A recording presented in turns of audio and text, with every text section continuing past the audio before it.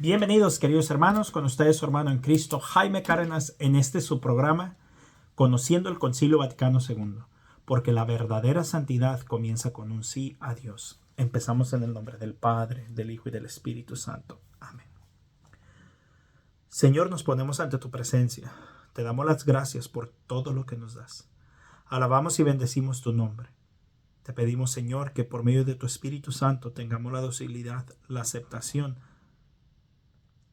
un corazón humilde para dejarnos formar por la iglesia y que todo sea para la gloria de tu nombre. Todo esto te lo pedimos en el nombre del Padre, del Hijo y del Espíritu Santo. Amén. Pues bien, mis hermanos, Concilio Vaticano II, estamos en la Constitución Dogmática Dei Verbum, capítulo 3, párrafo 12. ¿Cómo hay que interpretar la Sagrada Escritura? Párrafo 12, decíamos. Habiendo pues hablado Dios en la Sagrada Escritura por hombres y a la manera humana, para que el intérprete de la Sagrada Escritura comprenda lo que Él quiso comunicarnos, debe investigar con atención lo que pretendieron expresar realmente los agiógrafos y que plugó a Dios manifestar con las palabras de ellos. Habiendo pues hablado Dios en las Sagradas Escrituras por hombres y a la manera humana, para que el intérprete de la Sagrada Escritura comprenda lo que Él quiso comunicarnos, debe investigar con atención lo que pretendieron expresar realmente los agiógrafos y que plugó a Dios manifestar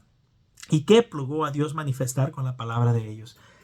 Mis hermanos, yo pregunto, ¿quién más tiene la capacidad de estudiar esto sino esa iglesia que tiene los papiros originales? Esa iglesia que los ha tenido por 2000 años. Pregunto yo, esa iglesia que los mandó recolectar todos, los mandó discernir cuáles son auténticos, cuáles no, cuáles sí pertenecen a las Sagradas Escrituras y cuáles no, y los pone en un Biblia para decir, esta es la palabra de Dios, estos son apócrifos. Y después viene con tal soberbia e ignorancia y atrevimiento los protestantes a decir que la Iglesia Católica le quitó 7 libros. Nomás para que se den cuenta. Para descubrir la intención de los agiógrafos, entre otras cosas, hay que atender a los géneros literarios, puesto que la verdad se propone y se expresa de maneras diversas en los textos de diverso género, histórico, profético, poético y en otros géneros literarios. O sea que para comprender las Sagradas Escrituras se necesita el género histórico, la historia, cómo estuvo ese contexto en ese entonces. Profético, de la profecía, cuáles son históricos, cuáles son profecías. Poético, por ejemplo, Salmos. No Salmos, Cantar de los Cantares, que es uno que si mal, no, puede que esté equivocado, pero creo que ese tampoco lo tienen los protestantes. Creo que sí estoy equivocado. Pero bueno, Cantar de los Cantares, poético. El otro género es, ahí se me escapó ya. Y entre otros géneros literarios, lo que literalmente significa, por ejemplo, el que no come mi carne y no bebe mi sangre no tendrá vida eterna. Literalmente está hablando de su carne y su sangre. Entonces, a esa manera es como se interpreta las Sagradas Escrituras. Y quién mejor que estuvo ahí desde el comienzo. Vivió la historia. No solamente estuvo en la historia, estudió la historia, sino que estuvo en la historia. El protestante no estuvo en la historia. Ellos llegaron 1500 años después. Conviene además que el intérprete investigue el sentido que intentó expresar y expresó el agiógrafo en cada circunstancia según la condición de su tiempo y de su cultura, según los géneros literarios usados en su época, pues para entender rectamente lo que el autor sagrado quiso afirmar en sus escritos, hay que atender cuidadosamente tanto a las formas narrativas usadas de pensar, de hablar o de narrar vigentes en los tiempos del agiógrafo, como a las que en aquella época solían usarse en el trato mutuo de los hombres. ¿Cómo es que la iglesia sabe todo esto mucho mejor que las sectas? Fácil, porque a través de todo ese tiempo hubo católicos, hubo obispos, hubo sacerdotes que hicieron escritos que tienen desde el tiempo que se escribió la Biblia. Por lo tanto, ellos pueden compartir, pueden comparar, pueden ver las similaridades en el tiempo que se estuvo escribiendo. El protestante obviamente no tiene esto. Pues para entender realmente lo que el autor sagrado quiso afirmar en sus escritos, hay que atender cuidadosamente, o lo leo tanto a las formas narrativas que les leí en ese entonces, perdón, me equivoqué ahí. Y como la Sagrada Escritura hay que leerla e interpretarla en el mismo espíritu con que se escribió, para sacar el sentido exacto de los textos sagrados, hay que atender no menos diligentemente al contenido y a la unidad de toda la Sagrada Escritura, teniendo en cuenta la tradición viva de toda la iglesia y la analogía de la fe. ¿Por qué teniendo en cuenta eso? Por la razón de que la iglesia tiene desde el comienzo, cosa que el protestante no tiene.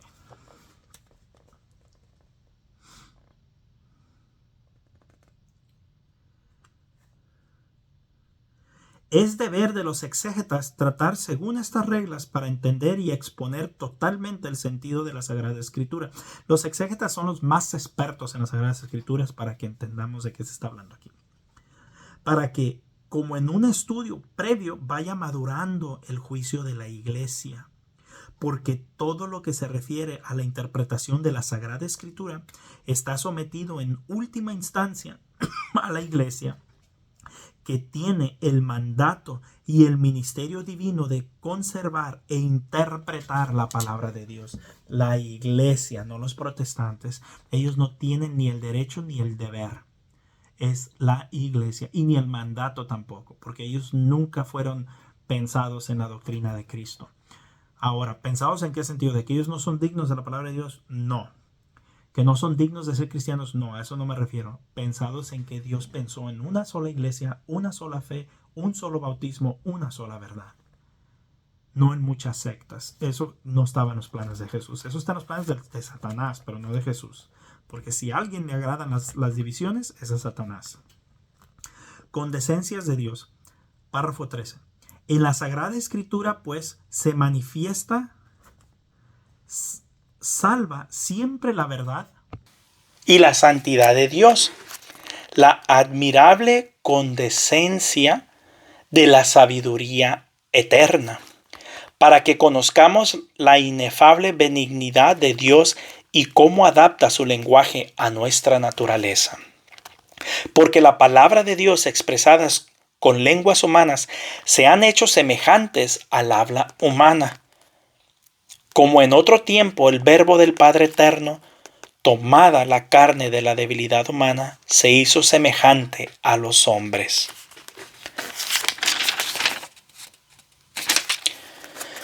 Capítulo 4. El Antiguo Testamento.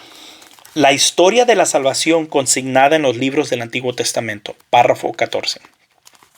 Dios amantísimo, buscando y preparando solicitamente la salvación de todo el género humano, con singular favor se eligió un pueblo, a quien confió sus promesas, hecho pues al pacto de Abraham, Génesis 15:18, y con el pueblo de Israel por medio de Moisés, Éxodo 24:8.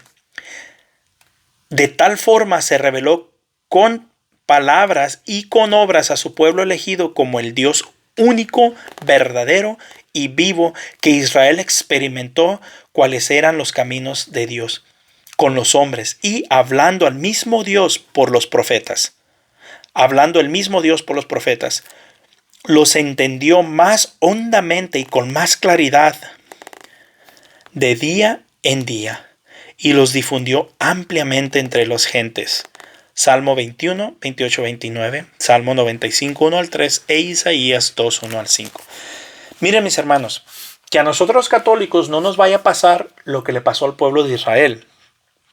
El pueblo de Israel era el pueblo elegido por Dios, no para que solamente el pueblo de Israel se salvara, sino para que a través del pueblo de Israel, pueblo santo y consagrado a Dios, fuera la luz para el resto del mundo. Pero ¿qué pasó? Que los israelitas creyeron que era para ellos y se adueñaron de Dios tratando como perros a los paganos. Que no nos pase eso en la Iglesia Católica. Una cosa es decir que los protestantes están equivocados, que los protestantes están en el error porque lo están. Y otra cosa es decir que los protestantes no se van a salvar. Eso nosotros no lo sabemos. Otra cosa es decir que los protestantes no tienen derecho a la palabra de Dios o a Jesucristo. Eso es otra cosa. Eso nunca lo hemos dicho nosotros los católicos. Sí condenamos sus herejías, sí condenamos su apostasía. Si proclamamos que son iglesias falsas, o sectas, todo eso lo proclamamos.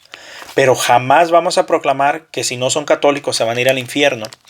El catecismo católico dice que ahí lo lee a veces mal el protestante, porque dice que si alguien se le ha sido revelado por medio del Espíritu Santo que la iglesia es necesaria para la salvación y el tal no se convierte, el tal no puede salvarse. Y piensan que con eso decimos que si no se hacen católicos no se salvan. No, estamos hablando de aquella persona que a través de la revelación divina se le ha demostrado que tiene que ser católico porque es la iglesia verdadera de Cristo, y en contra de su criterio, de su integridad, decide no hacerse católico por X cosa, él no se puede salvar porque está yendo en contra de su conciencia. Miren la diferencia, ¿eh?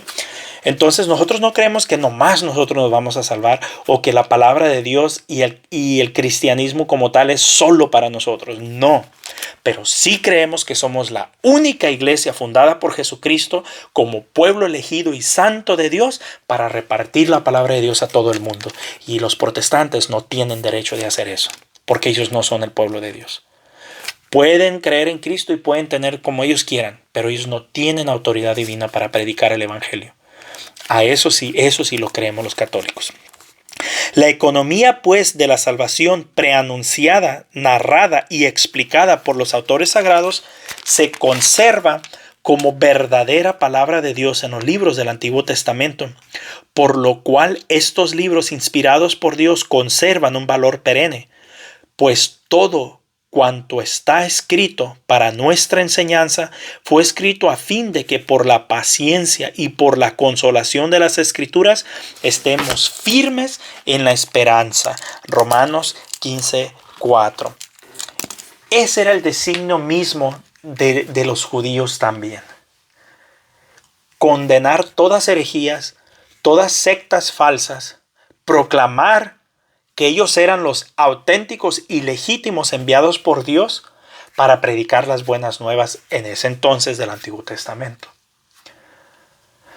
Ahora somos nosotros los católicos.